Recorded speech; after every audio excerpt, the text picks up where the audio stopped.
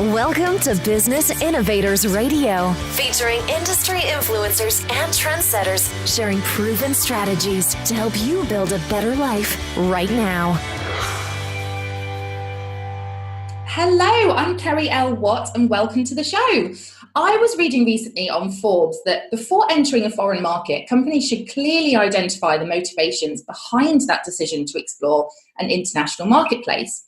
An Inc.com article said that establishing and building a brand identity becomes essential to seek growth by expanding into those international markets, and that the secret is doing your homework first. A world-renowned market intelligence solutions provider, Infinity Research, says the market entry strategy of companies has been developing, giving companies the opportunity to go worldwide in a short period of time. Now, my guest today has some fascinating insight into entering an international marketplace, and that's exactly what we're going to talk about. Please welcome Paul McIntosh to the show. Welcome, Paul. Thank you very much. It's lovely to be on.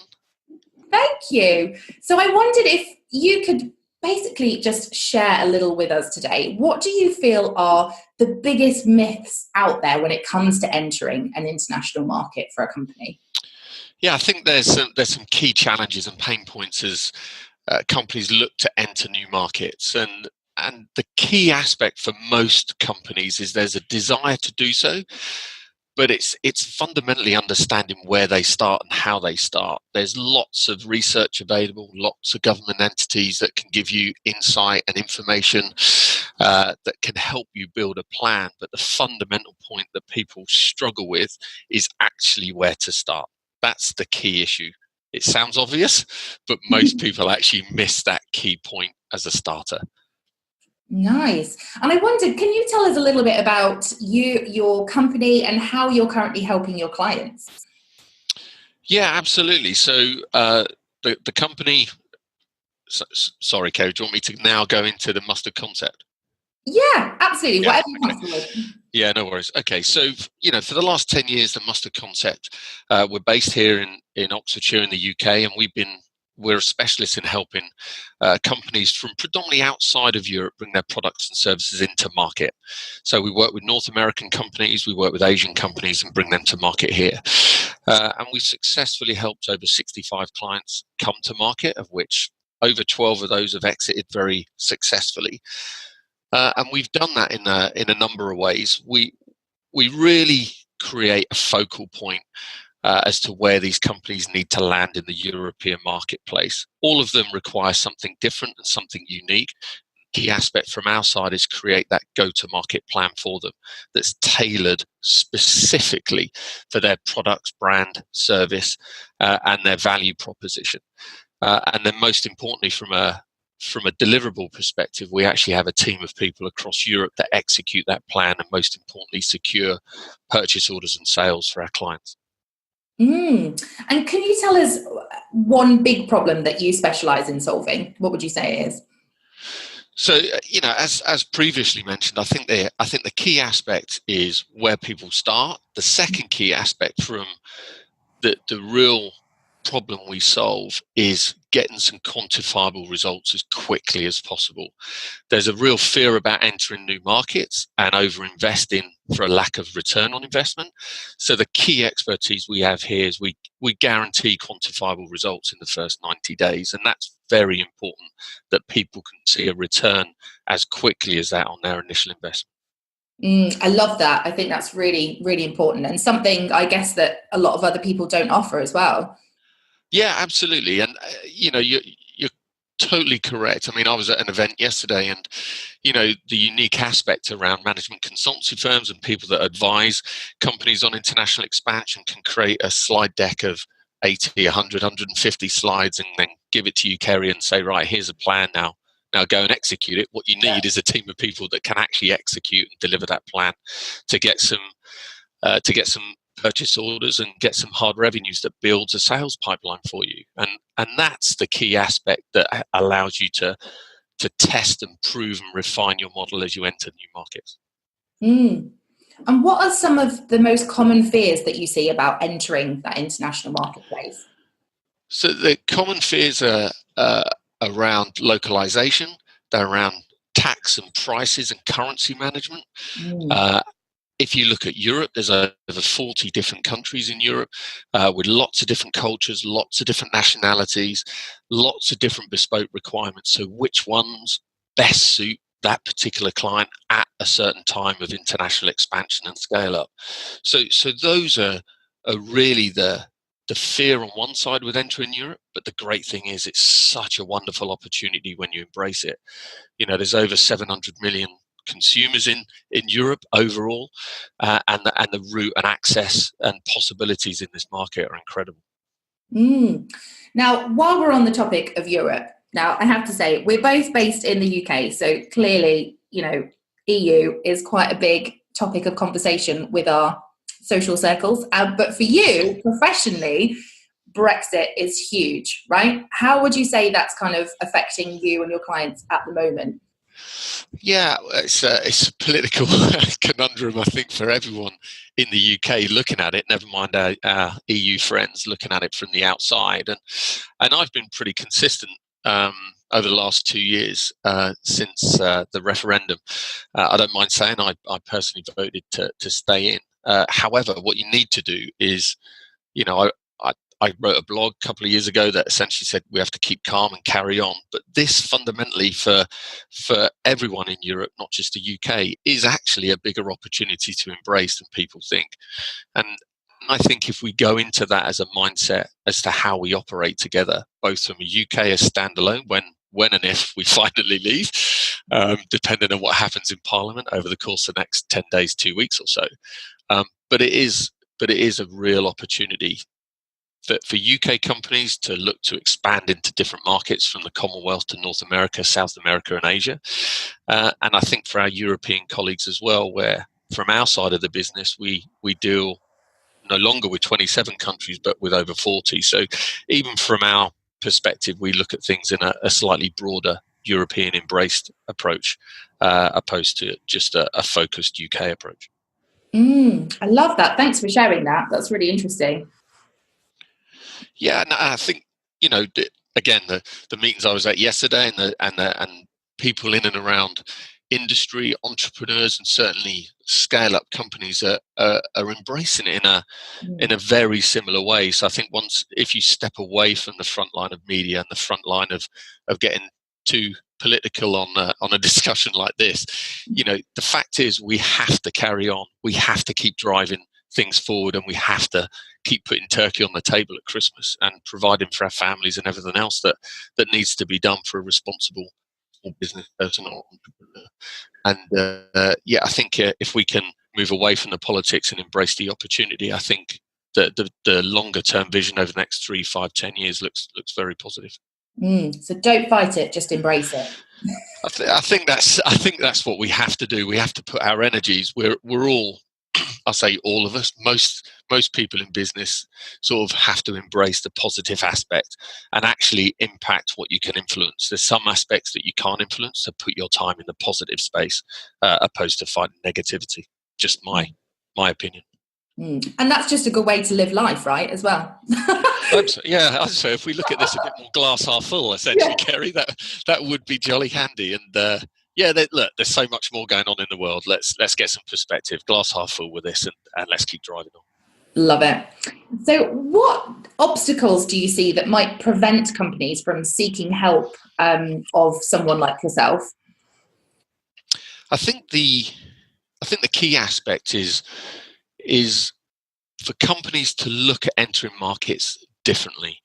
The world of commerce has changed immeasurably over the last 10 years. No longer do you just have to look to appoint a distributor in a market. So if there's a consumer client that we've worked with, and we've got one client in our portfolio now that's worked with 2 or 3 distributors to try and enter the market in a inverted commas traditional way. But there's a much nimbler way to work today, a much more boutique way of working that embraces clients to incubate and give them some tender loving care to allow them to build momentum as they enter markets. And then as they scale, companies like ourselves hopefully do ourselves out of work sounds bizarre, but we want to do ourselves out of that in order to help our clients grow and build their own team in local markets and incorporate their business. And then we go off and help other companies incubate. So for me, there's, in a world of entrepreneurs, a world of creative people now that can access markets through crowdfunding, direct to consumer, direct to businesses, just nimbly thinking creatively that we don't have to follow either a distribution route or incorporating too early or incur the costs of recruitment and employment laws and all of those aspects until you've dipped your toe into a water, proven the model works, proven there's a requirement and demand in those markets for your product or service, then scale the business aggressively from there. And what are some of the, are there any pitfalls or common mistakes that you see companies make on that road to taking their products? Yeah, wow. How's that for a question? There are just a plethora. I could send a list, talk through a list. There's so many of pitfalls that are made. I think first and foremost, if you're going to scale up and enter new markets, make sure you've apportioned and separated a decent enough budget to make it work. That's critically key. Number one. Number two, it's who you work with in order to manage expectations and deliver the return on investment you need. And number three, working with local people in local markets pays massive dividends in return. So those sort of key aspects, I think, are real pain points that people sort of just or mistakes that people genuinely keep making as they try to enter these new markets. They think they can either do it from a HQ somewhere remote, whereas actually being in market is so invaluable. So what would you say is the biggest piece of advice so those mistakes are avoided? So definitely from a plan and evaluate perspective, all companies need to sell, and the key aspect of selling is planning and preparation. So unquestionably do your research, and the research is not just which markets to enter, but who can you work with to help you enter those markets in line with your plans. And so the key advice is, the market's changed. It's changing on a monthly basis everywhere around the globe, and you need to be nimble and fleet of foot in order to beat your competition, access the market, and access your end consumer. So I think if people are thinking nimbly from that perspective and creatively, that will help them an awful lot over the next 2 or 3 years as they look to scale their business. And can I ask, what actually inspired you to go into the industry and create the company? Madness, I think. No. So yeah, my background at corporate is both BBC, brands like BBC, Lego, Cisco, and I had my first experience of working with entrepreneurs and helping businesses scale back in 2002, 3, 4, and 5, and from that taste, there was a real desire for me to help early growth and scale up companies. There's a real passion behind helping those guys scale and cross the chasm, and the story behind the name, the mustard concept.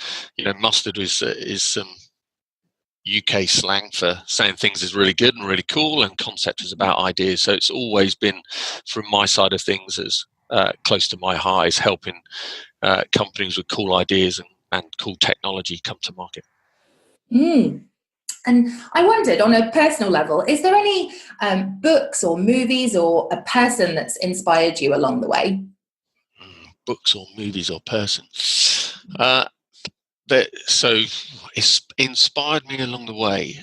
So my mother's definitely one that's, God rest her soul, has inspired me throughout life anyway, whether it's in work or personally from raising funds for charity. So my mum has to go down as somebody that's inspired me throughout life anyway. If I look in other angles and other areas, reading books by guys like Napoleon Hill have always sparked an interest and sparked a thought process that work can be different, and a balance between work and home life can be beneficial and fruitful. And then if I look at some things completely different, you look at people like in the movie industry, for instance, I'm a massive fan of somebody like Alfred Hitchcock and Steve McQueen. And what he ended up doing, one hell of a legend. Nice. And can you share a lesson that you learned quite early on that still impacts how you do business today? Yeah, I think from very early on when I moved, as a young professional, I call myself a professional, I suppose. I think there's the real. I worked for a corporate company that will remain nameless at this point, and being the kind of wide London guy that I was back then, I thought I could be a little bit more creative, shall we say, on how working with customers and partners and their purchase orders, and that only came around and bit me on the backside. So I think from my early 20s, and it stood me in good stead now, is transparency and honesty is the only way to play the game. Yeah, I think that's really key. And I think people who do that in business, it's usually a big personal value to them, isn't it? And they bring it into their work, right? Yeah, absolutely. It can be creative and dynamic. Don't get that confused with being transparent and honest. and again, look, it's wonderful. We all want to deliver good news and great news when we can, but let's balance that and deliver the bad news, because sometimes stuff goes. Stuff is tough and it doesn't go the way you always plan, but deliver that on equal measure. And for me, it's stood me in good stead all the way through here the last 20 or 30 years. Is you have to be open and transparent. It only comes back and bites you in the backside. And lastly, what's the most important question that companies should ask themselves if they're considering entering that international market? Do I have the desire to see this through? Oh, I like that. It's a journey. The first 90 days is critical because that's where the laser-focused approach happens. Results can be achieved in 90 days, but transformational success can take place as quickly as 12 months, but you have to see the journey through. Nice. You've got to go all in. Well, and I think that's the other key thing is when you're moving into new markets, those markets need to see that you're committed. And you're committed and serious, and you're prepared to make an investment to work with them within those markets, and that is a great place and a great position to be in with our clients, customers, for instance.